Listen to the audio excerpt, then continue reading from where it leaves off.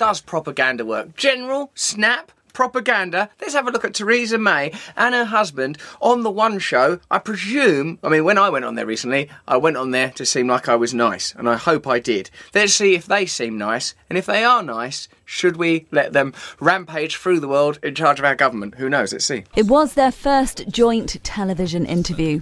This is how Theresa May decided to show voters what makes her tick. She's been told to laugh and smile, and by God she's laughing and smiling. She says she believes the public should have the chance to see who they're voting for. Not in a prime ministerial debate, but on the One Show sofa, with her husband by her side. What does it mean when a politician goes on a sort of a cosy sofa show like the One Show but refuses to participate in debates, which probably don't have a great deal more value anyway? But does it mean anything, George? It means that the BBC has rolled over and is giving them whatever they want. Why is that happening?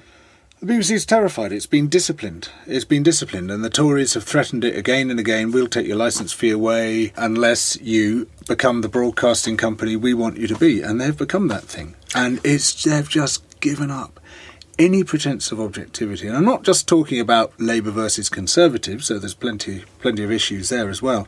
I'm talking about just not talking about the issues, the big issues. Where does the environmental crisis feature on BBC current affairs programmes, on the news? It's just gone. It's just off the radar. Where does what's happening to workers feature? It's just off the radar. The huge issues that affect our lives are not being discussed by it anymore, because to do that is danger. I don't know what's caused the BBC to be so nervous. You'll notice that there's a green light of a corporate, privately owned commercial radio station behind me, because I used to work for the BBC for a while. I try to give Theresa as much support as I possibly can, Matt. I think that's just really important. I mean, it's obviously a very tough job. There are a lot of tough decisions, a lot of things that, you really have to work very hard at as PM, and I think I'm there to give Theresa... As soon as she did an intake of breath, he stopped talking. No! I'm here to support Theresa. Don't support me like that. I'm so sorry. That's how I feel when you breathe, George. Every time you breathe, I nearly fling this laptop out the bloody window. Well, I was going to say it's because it's a two-way street. It is a two-way street, absolutely. Actually, all this stuff is fluff, unless there's a fluff which they want you to focus on. They want you to think, oh, I like her clothes. I do. Look at the way she's looking. I'm not sure about that. That's Go on then, do the policies. So you're still talking about fluff. What we got is a situation where the government has to deliver Brexit in 2 years, okay? Right. And in order to do that, it has to change a huge tranche of our laws to make them, because they were compatible with the EU, now they have to be removed from the EU, and that gives it this amazing scope to basically rewrite the whole legislation of the United Kingdom, and to do it in ways that Parliament can't touch. Because what it's going to use is this lethal thing called the statutory instrument, which is something which is almost unchallengeable by MPs, and it's what you can do late at night on a Friday. You can just slip a whole lot of things through Parliament. George, it sounds disgusting. I've got a statutory instrument. Late on a Friday night, I'm going to slip this right through Parliament. So, right, they're going to use the Brexit as a way of sneaking through all sorts of crafty laws that are going to do people up like kippers. I've just translated that into normal people. But traditional, nonetheless. I get to decide when I take the bins out, not if I take the bins out. Look at them being all humorous about taking the bins out and her chuckling. But, I mean, of course... There's boy jobs and girl jobs, you see. There's boy jobs and girl jobs. Well, the bins is an interesting metaphor, isn't it? Because one of the only things which the Tories ever talk about is the bins. These councils who want you to separate your rubbish. These councils who say you're only going to pick up the bins every 2 weeks and stuff like this. They're obsessed with bins, because bins is about the only thing you can still talk about which doesn't intrude on corporate power. It's about the only thing which doesn't reveal your wider agendas. So you all end up talking about bins. I was talking about the bins. And they're highly symbolic, talking about bins, because that's what everything gets dumped in. Oh my God, you're right, George. You've even made that trivia have some meaning. Congratulations, you can come again. There were no difficult political questions, and it's fair to say we didn't learn much.